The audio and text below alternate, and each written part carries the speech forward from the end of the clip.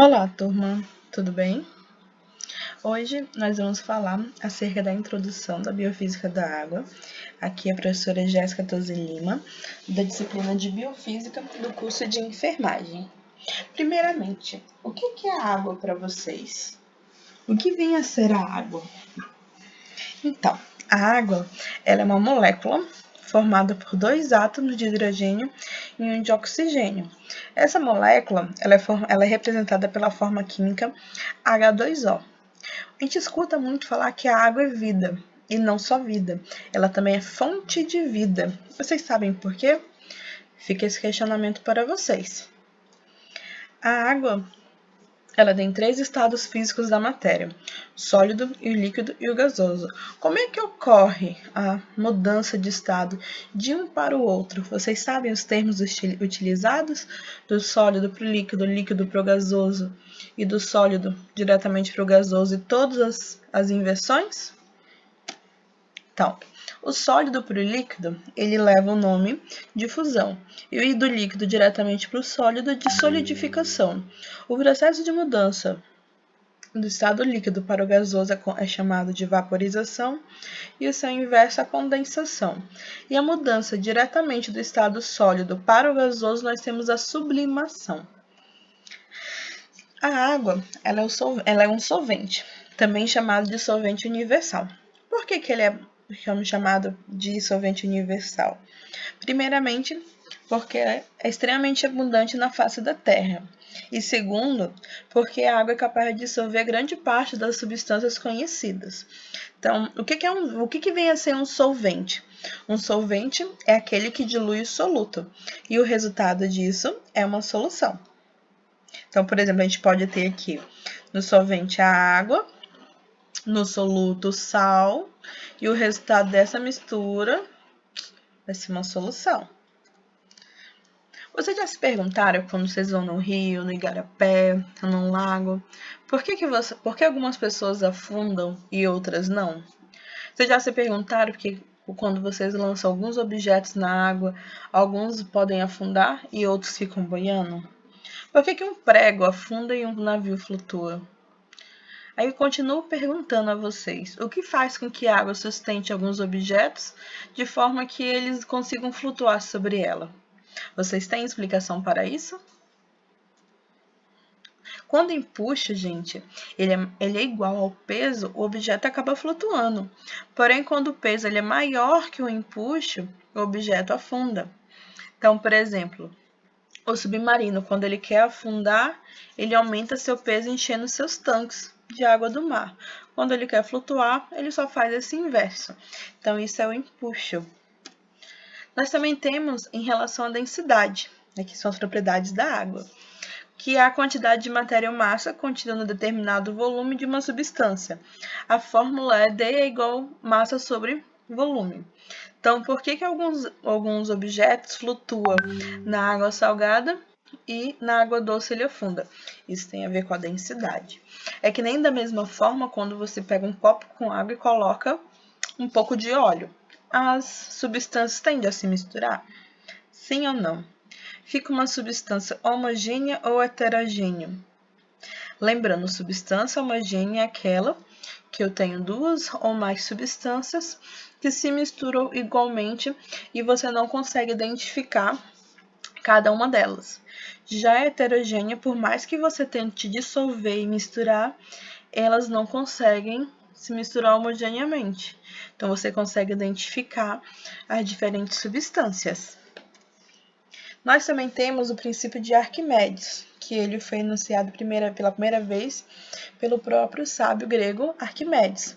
E ele vem desse princípio dizendo o quê? Que todo corpo mergulhado no fluido em repouso, ele sofre por parte do fluido uma força vertical para cima, cuja intensidade é igual ao peso do fluido deslocado pelo seu corpo.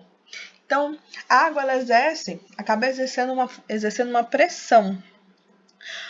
Sabe quando vocês estão em casa, vocês vão regar as plantas? Vocês já tentaram segurar com o dedo o jato de água que sai de uma mangueira? O que foi que aconteceu? O que acontece? Então, nós ali temos um processo de pressão da água. Então, pode-se verificar quanto maior for a profundidade ou altura desse líquido, o filete de água ele vai atingir uma maior distância.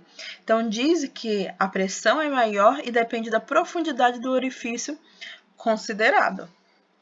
Então, quanto maior a altura, maior vai ser a distância atingida. Outra propriedade que nós temos é a tensão superficial. A tensão superficial é uma outra característica da água no estado líquido que ela apresenta em sua superfície. Isso acontece como? Ou por quê? Então, as moléculas de água elas vão se atrair, vão se manter coesas, ou seja, vão se manter juntas. Então, é como se formasse uma finíssima membrana da superfície. Essa fina membrana, essa fina película acaba se formando na superfície. Se vocês deixarem um copo com água em repouso durante muito tempo, vocês vão ver que aos poucos a tensão superficial vai estar se formando. Com tudo isso, nós temos o ciclo da água. O ciclo da água, gente, ele é contínuo e constante. Primeiramente, nós temos a água subterrânea. Ela passa por um processo de evaporação, de transpiração, que reverte em vapor de água, que posteriormente vem a precipitar, seja em chuva ou em forma de neve. Posteriormente, essa água precipitada ela infiltra e ela vai continuamente seguir esse ciclo. Nós também temos a base molecular da vida quando tratamos de água. Então, nós temos dois tipos de substância: as substâncias orgânicas e as inorgânicas.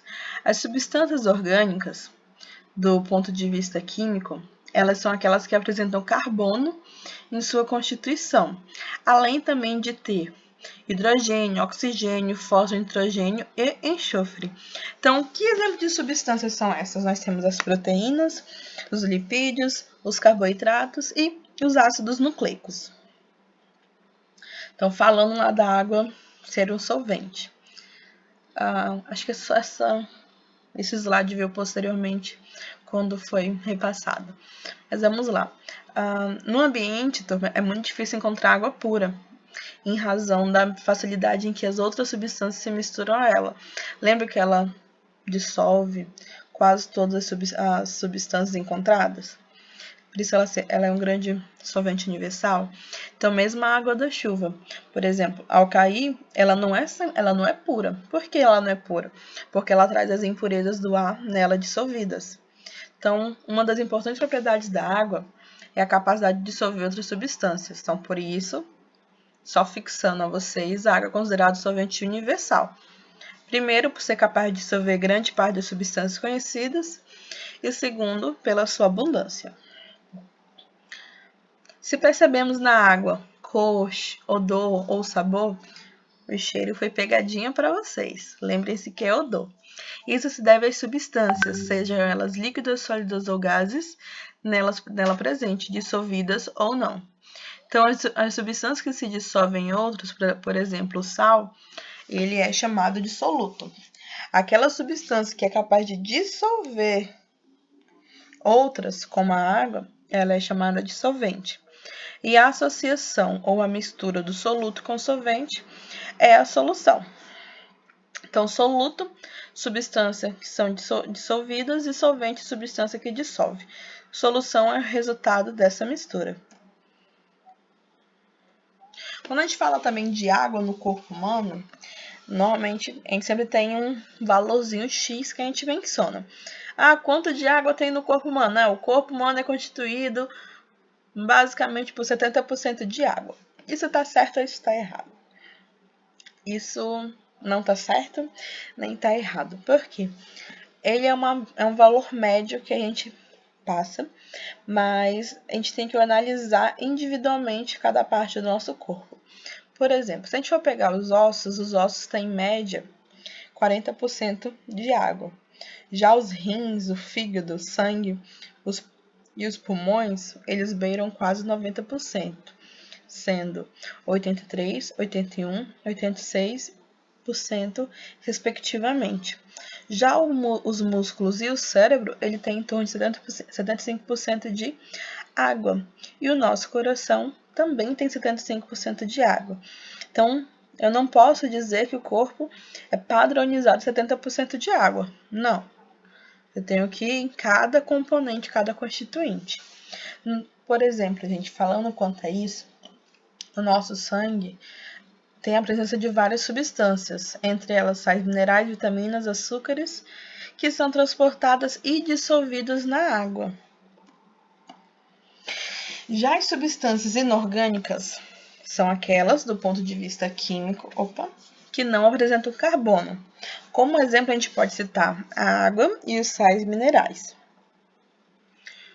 Quanto ao metabolismo no interior das células, ele acaba ocorrendo milhares e milhões de reações químicas que são fundamentais à vida, onde há uma transformação química, que vai desde a captação e transformação de energia até a própria montagem e desmontagem de substâncias.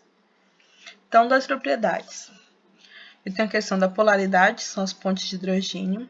Eu tenho a coesão, que é a água se une, quando a água se une facilmente, é caracterizada pela atração entre as moléculas de água. A adesão, a água se une muito bem a outras substâncias polares. Aí, para isso, a gente tem que entender que temos substâncias hidrofílicas e substâncias hidrofóbicas. Substâncias hidrofílicas são aquelas que se dissolvem na água, portanto, elas são polares. Já as hidrofóbicas, elas não se dissolvem na água e são apolares. Da tensão superficial, nós vimos anteriormente. Nós temos o processo de capilaridade, que nada mais é do que o fluxo contínuo de água no interior das células, que acaba permitindo uma eficiente distribuição das substâncias. Aqui acaba acontecendo também um processo de tensão, coesão e adesão, que explica, por exemplo, nas células vegetais, a seção da seiva bruta, desde a raiz até as folhas, com base na existência de uma relação entre a absorção e a transpiração enzimática. Nós temos a enzima, um ativador enzimático, que a água vai favorecer a ocorrência de substâncias químicas. Então, nessa reação química a água pode ocorrer tanto no reagente quanto ser resultado no produto. Então, as vidas dos seres vivos, as nossas vidas, elas dependem de reações químicas, e essas reações químicas são incontáveis. Constantemente, a todo momento, o nosso corpo está vendo reação química. Ora a água ela é reagente e ora a água ela é produto. Então, nós podemos citar a síntese por desidratação, onde nós temos o H2O no produto. A água ela é formada no produto. Nós temos a reação de hidrólise, onde a água vai promover a quebra da molécula do reagente. Ou seja, a água vai estar sendo encontrada no reagente. Nós temos outra propriedade da água, é ela ser reguladora e protetora térmica.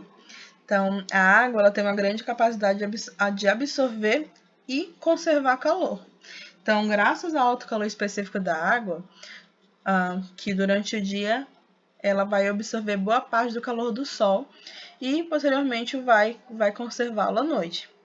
Então, quando o Sol está iluminando o outro lado do planeta, essa água já começa a devolver o calor absorvido ao ambiente.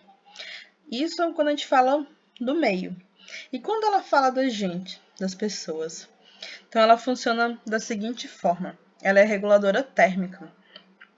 Então, por isso que quando a gente fala que cidades próximas ao litoral, é pequena a diferença entre a temperatura durante o dia e a noite.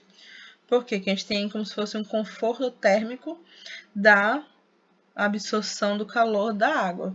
Já nas cidades mais distantes do litoral, é mais fácil de perceber essa diferença. Outro fator também é a questão quanto do nosso corpo, essa regulação térmica. A gente vai ver posteriormente no assunto de termorregulação, mais funções da água no corpo humano. Então, aqui é uma breve introdução da água. Então, continuando. Uma das propriedades da água que torna a sudorese, que é a eliminação do suor, um mecanismo importante na manutenção da temperatura corporal de alguns animais. O que vem a ser essa sudorese? Então, nós eliminamos suor. Mas, professor, a gente está perdendo água através do suor? Sim. Além também de algumas toxinas e sais minerais. Os excedentes estão sendo eliminados. Então, o que vem a ser isso? O que vem a ser essa sudorese? Quando o dia está muito quente, a gente tem a tendência de suar mais. Pela evaporação do suor eliminado, a gente libera calor. Então, nossa temperatura interna está muito elevada. Então, o nosso corpo acaba suando para diminuir essa temperatura e liberar o calor excedente do que está no nosso corpo. Isso também ocorre, gente, quando a gente está correndo, quando a gente está dançando ou quando a gente está praticando qualquer outro tipo de exercício físico. É normal do nosso corpo. Isso é a própria termorregulação acontecendo. Os sais minerais são substâncias inorgânicas.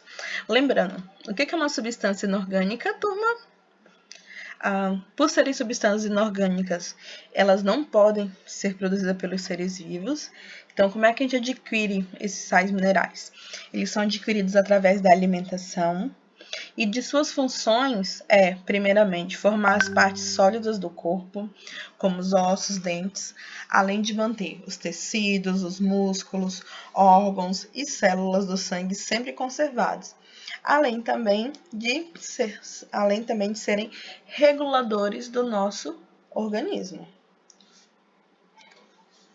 A ingestão exagerada de sais minerais, turma, ela não é bom. Por quê? Porque tudo em excesso faz mal. O que vem a problematizar a ingestão exagerada desses sais? Primeiramente, ela pode prejudicar a absorção de outros nutrientes. Então, para que isso não aconteça, nós temos que consumir uma alimentação balanceada. Geralmente, estão a associar o que é consumido com o que é precisado diariamente de minerais. Então, se você se alimenta apenas de uma única fonte de sais minerais, possa ser que você venha a sobrecarregar o seu organismo com determinados nutrientes. E isso pode te prejudicar posteriormente na síntese de alguma proteína, na absorção de algum outro nutriente que seu corpo esteja precisando. Os sais minerais, de forma bem ampla, eles são bastante importantes quando se pratica esportes, até porque quando estamos nos exercitando, temos a tendência de perder muito líquido, e junto com esse líquido, além de ser eliminado toxinas, também é eliminado sais minerais. E essa liberação, essa perda de sais minerais, pode vir a provocar as câimbras. Então, tem muita gente que sofre de câimbras posteriormente a ter se exercitado. Então, algumas pessoas costumam tomar repositores de eletrólitos logo após a prática de atividades físicas, justamente para minimizar essas câimbras. Aqui eu trago para vocês nessa tabela alguns elementos minerais, as suas funções e onde nós os encontramos. Por exemplo, o cálcio é um dos minerais que, de modo geral, é o que a gente mais comenta. Por quê? Porque ele forma o esqueleto, os dentes, os nossos dentes, não só do ser humano, mas de vários animais. Ele também atua na contração dos músculos, além do funcionamento dos nervos e na coagulação. Ele também tem outras funções, mas daqui são as principais que eu coloquei para vocês. Onde é que a gente pode encontrar o cálcio? A gente costuma falar, né? Na verdade, a gente costuma escutar que a gente tem que beber muito leite, porque é do leite que a gente tira o cálcio. Mas não é só no leite ou nos produtos lácteos que a gente encontra cálcio, turma. A gente também encontra bastante cálcio nas hortaliças de folhas verdes, como o próprio brócolis e espinafre. Nós temos o fósforo, que ele é associado ao cálcio na formação do esqueleto. Ele participa da transferência de energia no interior das células e da molécula dos ácidos nucleicos. O fósforo a gente consegue encontrar nas carnes, seja em aves, peixes, nos ovos, leite, feijão, ervilha e cereais. O magnésio, ele forma nas plantas, né, a clorofila. Já pra gente, ele trabalha e atua em várias reações químicas com as enzimas. Encontramos bastante magnésio nas hortaliças de folha verde, cereais, peixes, carne, ovos, feijão, soja e banana. Temos o próprio potássio, que ele age associado ao sódio no equilíbrio de líquidos no organismo, no funcionamento dos nervos da membrana celular. Então, a gente consegue encontrar ele em frutas, verduras, feijão, leite, cereais. Lá em bioeletrogênese, nós vamos ver a bomba de sódio e potássio. E a gente também vai entender um pouquinho mais quando eu falei, quando a gente ingere bastante sais minerais específicos e acaba sobrecarregando o nosso corpo com esses, e que possa vir a inibir a absorção de outros. Lá, quando a gente for falar de bomba de sódio e potássio, a gente vai entender um pouquinho mais sobre isso. De introdução a vocês, já para o próximo conteúdo, é o transporte passivo. Então, o que é o transporte passivo? É um transporte que ocorre sem gasto energético, sem gasto de energia, e ele vai ocorrer a favor do gradiente eletroquímico, ou seja, do mais concentrado para o menos concentrado. Então, ele pode ocorrer através da entrada de soluto na célula, a partir do meio extracelular, ou também sair do soluto da célula indo para o meio intracelular, do meio intracelular para o meio extracelular. Temos esse processo também de osmose, que é a equivalência dos meios, onde eu vou equilibrar esse meio do mais concentrado para o menos concentrado. E isso é o que o processo transporte passivo também faz, por meio de osmose. Então, se eu tenho meio menos concentrado, eu tenho meio hipotônico. Se eu tenho meio mais concentrado, eu tenho meio hipertônico. Então, eu quero deixá-los iguais, então acaba acontecendo o processo de osmose. Então, a água ela vai se movimentar livremente através da membrana, sempre do local de menor concentração de soluto para o de maior concentração. A pressão com que a água, gente, ela faz, a pressão que a água faz, ela é forçada a atravessar a membrana e é conhecido também como pressão osmótica. Lá, quando a gente for falar de transporte através de membrana, a gente vai falar um pouquinho mais sobre isso. Então, a solução hipertônica, hipotônica e isotônica, o que é cada uma delas? A hipertônica é aquela solução que está mais concentrada em soluto que o meio. A hipotônica é a solução que está menos concentrada em soluto que o meio. Já a isotônica é aquela quando a concentração do soluto na célula e no meio são iguais. Aqui eu mostro para vocês cada uma delas, a isotônica, a hipertônica e a hipotônica. Vocês podem ver que a hipotônica, a célula fica um pouco mais inchada. Então, aqui a gente pode acabar tendo estouramento celular. No meio, nesse daqui, a gente acaba acontecendo de ter um ressecamento dessas células, de ter um atrofiamento delas. E já na isotônica, nós temos o equilíbrio perfeito. Nós também temos um processo de difusão, que ele acontece a favor de um gradiente de concentração, ou seja, da solução mais concentrada para menos concentrada. Aqui acontece apenas a diferença de concentração que faz a difusão ocorrer, pois dentro da célula a temperatura é sempre a mesma. Então, é apenas a concentração do gradiente que vai fazer esse processo ocorrer.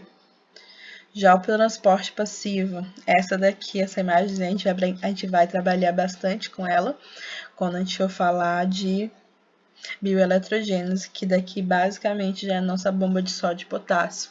Então, o transporte ativo é aquele transporte que gasta energia para transportar algo.